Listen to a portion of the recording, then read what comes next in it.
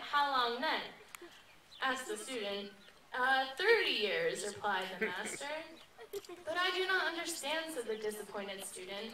At each time that I say I will work harder, you say that it will take me longer.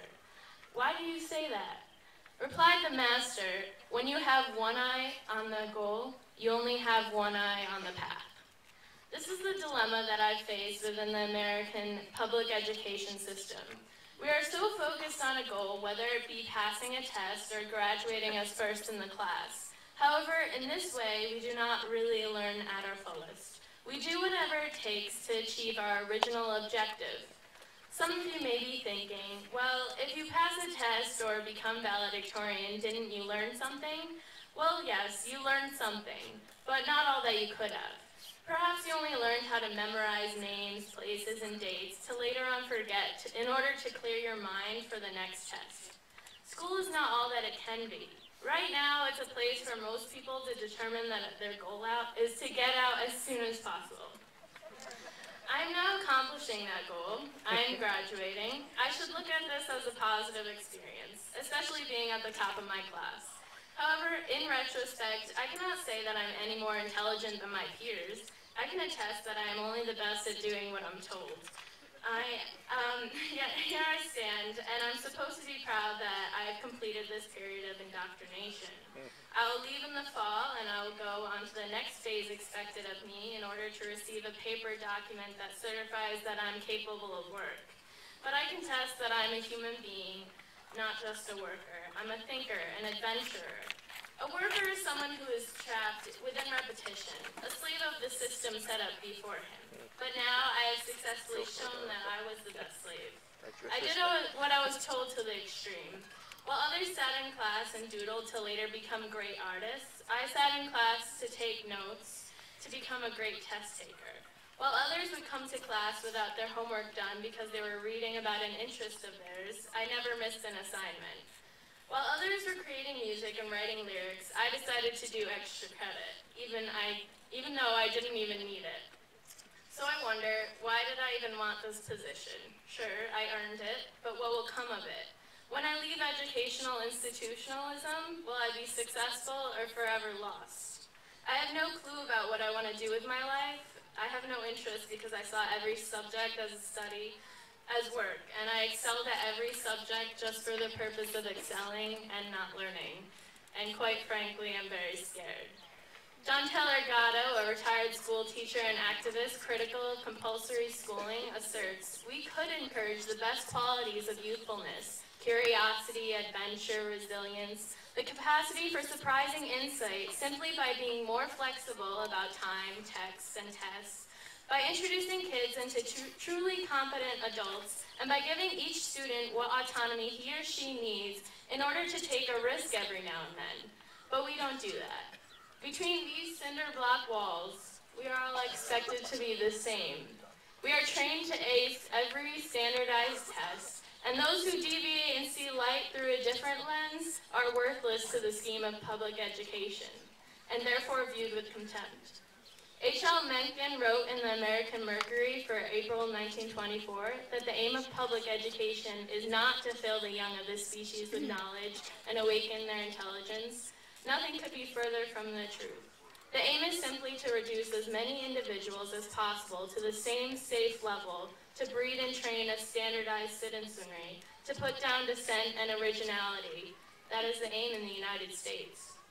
To illustrate this idea, doesn't it perturb you to learn about the idea of critical thinking? Is there really such a thing as uncritically thinking? To think is to process information in order to form an opinion. But if we are not critical when processing this information, are we really thinking? Or are we mindlessly accepting other opinions as truth? This was happening to me, and if it wasn't for the rare occurrence of an avant-garde 10th grade English teacher, Donna Bryan, I would have been doomed. I am now enlightened, but my mind still feels disabled. I must retrain myself and constantly remember how insane this ostensibly sane place really is. And now here I am in a world guided by fear, a world suppressing the uniqueness that lies inside each of us, a world where we can either acquiesce to the inhuman nonsense of corporatism and materialism or insist on change, We are not enlivened by an educational system that clandestinely sets us up for jobs that could be automated, for work that need not be done, for enslavement without fervency for meaningful achievement. We have no choices in life when money is our motivational force. Our motivational force ought to be passion, but this is lost from the moment we step into a system that trains us rather than inspires us. We are more than robotic bookshelves, conditioned to blurt out facts we were taught in school. We are all very special. Every human on this planet is very special. So aren't we all deserving of something better?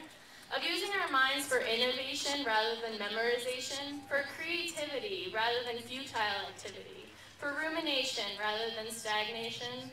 We are not here to get a degree to then get a job so we can consume industry-approved placation after placation. There is more and more still. The saddest part is that the majority of students don't have the opportunity to reflect as I did. The majority of students are put through the same brainwashing techniques in order to create a complacent labor force working in the interests of large corporations and secretive government. And worst of all, they are completely unaware of it.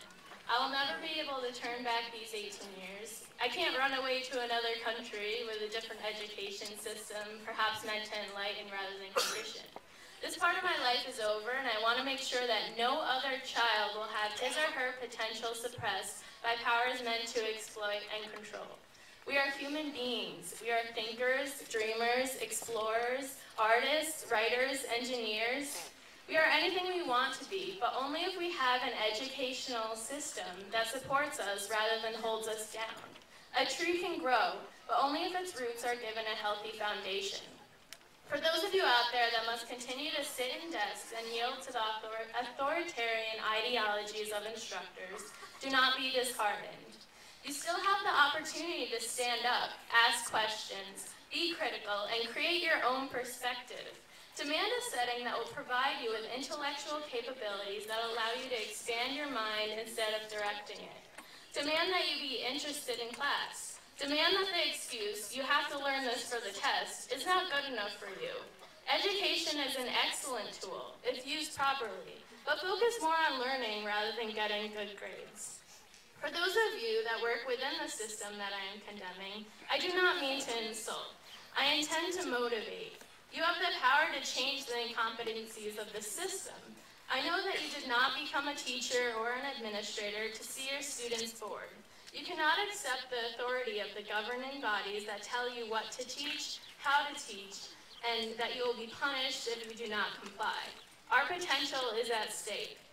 For those of you that are now leaving this establishment, I say, do not forget what went on in these classrooms. Do not abandon those that come after you.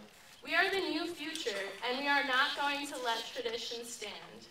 We will break down the walls of corruption to let a garden of knowledge grow throughout America.